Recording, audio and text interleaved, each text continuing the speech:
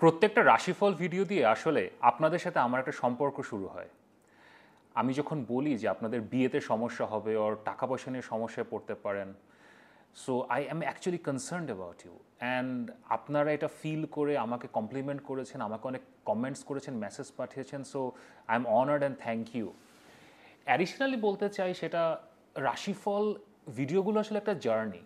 আমি জুনে কি হয়েছে, জুলাইয়ে কি হয়েছে, এরপর অগস্টে কি হবে, এরপরে সেপ্টেম্বর, অক্টোবর, এটা আমরা একসাথে চলছি। আসলে একই সাথে আমরা হাতে হাত ধরে অ্যাস্ট্রোলজির মাধ্যমে আমরা আসলে একটা বেটার লাইফের জন্য এগিয়ে যাওয়ার চেষ্টা করছি। অ্যান্ড আমি আগেও বলেছি, ছেলে ভুলানো ছড়া তো আমি বলতে পারি না। সো আমার অ্যাস্ট্রোলজি আসলে স্ট্রেট কাট অ্যাস্ট্রোলজি, যেখানে কোন দিকে যাবেন আর কোন দিক অ্যাভয়েড করবেন এটা আমি বলার চেষ্টা করি। But I have a complain, almost 90% আপনারা যারা আমার ভিডিও দেখছেন, আপনারা লাইকও করেন না, সাবস্ক্রাইবও করেন না। এটা তো ঠিক হচ্ছে না। তো এখন আগামী মাসে, এই অগস্ট মাসে উপরওয়ালা আমাদের জন্য কি রেখেছেন সেটা নিয়ে শুরু করছি অগস্ট মাসের রাশিফল। এবং শুরু হওয়ার আগে সাবস্ক্রাইব করুন, লাইক করুন।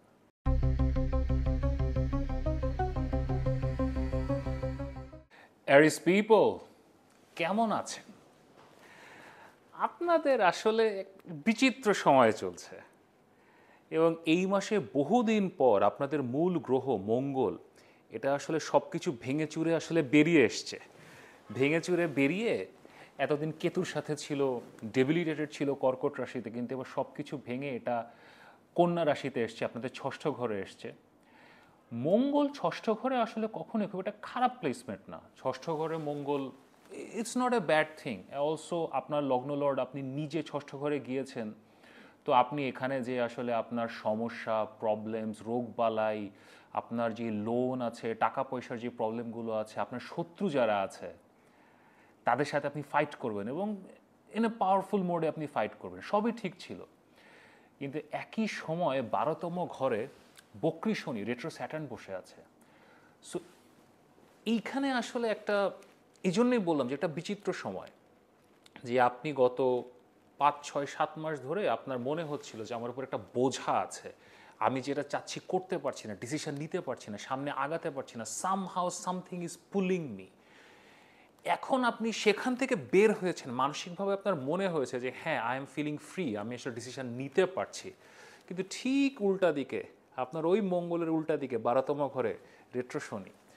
তো যেটা হবে আসলে, ডিসিশন নিতে পারবেন, আগাতে পারবেন, কিন্তু ব্লকেজেস পাবেন, রোড ব্লকস পাবেন, স্পেশালি হেলথ ম্যাটার্সে। আপনার কিছু শারীরিক সমস্যা হতে পারে। মেষ রাশি এবং মেষ লগ্নের লোকজন আপনারা সবাই পরিশ্রমী এবং very hard working, physically you are very active.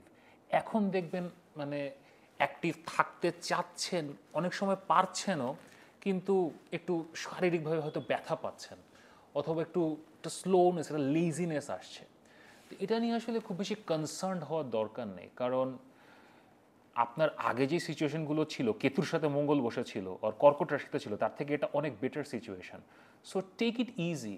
হ্যাঁ, বের হন, ভেঙে চুরে বের হন, বাট একদম সব কিছু এখনই শেষ করে ফেলতে পারবেন না। That is the first thing. Second thing, যদি আসি আপনাদের টাকা পয়সা, টাকা পয়সা নিয়েও এই মাসে আসলে একটা মিক্সড সিচুয়েশনে পড়বেন।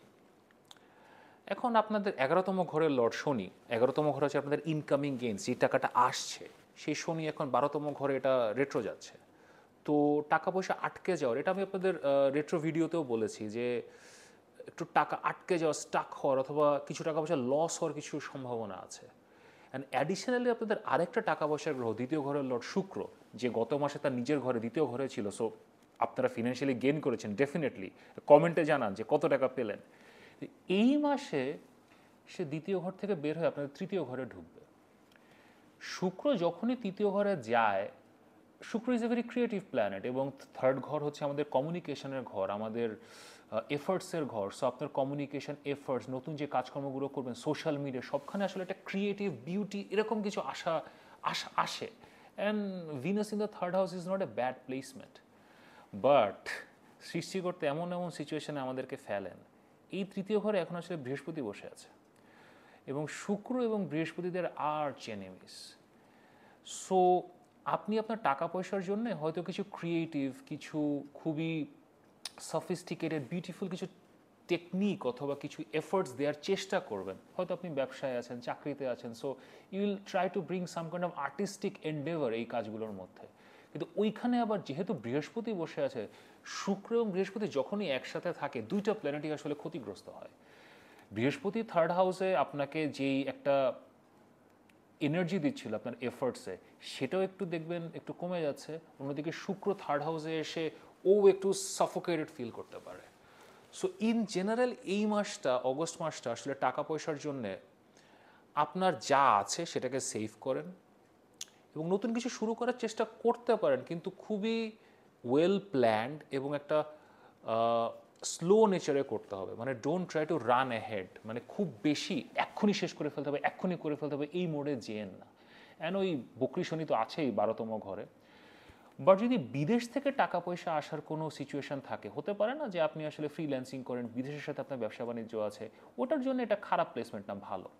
অ্যান্ড অ্যাডিশন টু দ্যাট, যদি আপনার এরকম কোনো প্ল্যান থাকে যে বিদেশে অ্যাপ্লাই করবেন, বিদেশে কোনো ইমিগ্রেশনের জন্য অথবা বিদেশে কাজকর্মের জন্য আপনি কোনো অ্যাপ্লিকেশন করবেন, this is the best best best time. এখন যেটাই নেগেটিভ সেটাই পজিটিভ। তৃতীয় ঘরে আমি যেটা বললাম যে দুইটা গ্রহ আছে, বৃহস্পতি আর শুক্র, এবং এরা আসলে একজন আরেকজনের আর্চ এনিমি। সো তৃতীয় ঘরে আপনাকে আসলে একটু কনফ্লিক্টিং একটা জোনে ফেলবে। কিন্তু একই সাথে তৃতীয় ঘর হচ্ছে আমাদের অ্যাপ্লিকেশন, আমাদের নতুন এন্ডেভার্স। এই যে বিদেশে আপনি একটা অ্যাপ্লিকেশন করবেন, একটা কন্ট্রাক্টের জন্য চিঠি লিখে পাঠাবেন, তো দুইটা শুভ গ্রহ যখন তৃতীয় ঘরে বসে, তো আপনি যেই অ্যাপ্লিকেশন লিখবেন, আপনি যেই ইমেল লিখবেন, অথবা আপনি যে ভিসার জন্য অ্যাপ্লাই করবেন, এইখানে আসলে মানে একটা সিরিয়াস পজিটিভ এনার্জি থাকবে এই পুরো জিনিসটার মধ্যে। সৃষ্টিকর্তা একটা পজিটিভ এনার্জি দেবে আপনাদেরকে।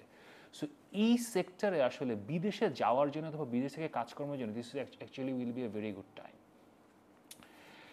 Relationships will be very interesting. আপনার পঞ্চম ঘর, আমাদের প্রেম ভালোবাসার ঘর, সেখানে সূর্য এসছে, কিন্তু অলরেডি সেখানে তো আপনার কেতু বসে আছে। তো সূর্য এবং কেতু এটা আসলে অ্যাবসলিউটলি পোলার অপোজিটস। সূর্য আর সান হচ্ছে আমাদের ইগো, আর কেতু হচ্ছে the absence of ego or the letting go of ego. So প্রেম ভালোবাসাতে একটা খুবই কনফ্লিক্টিং জোনে পড়তে পারেন। আপনার এমন এমন মানুষজনের সাথে পরিচয় হতে পারে যাদেরকে আসলে আপনি খুবই পছন্দ করেন, and they might be very good for you. নতুন সম্পর্ক আপনি শুরু করতে চান, এবং হয় না যে এইরকম একটা ছেলে কোথায় ছিল, অথবা এইরকম মেয়ে কোথা থেকে এতদিন পরে আসলো, এরকম মানুষের সাথে কোনো পরিচয় হবে।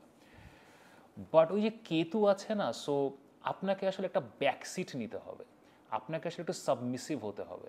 এখন আপনি মেষ রাশির লোক, আপনি আপনি কি পারবেন?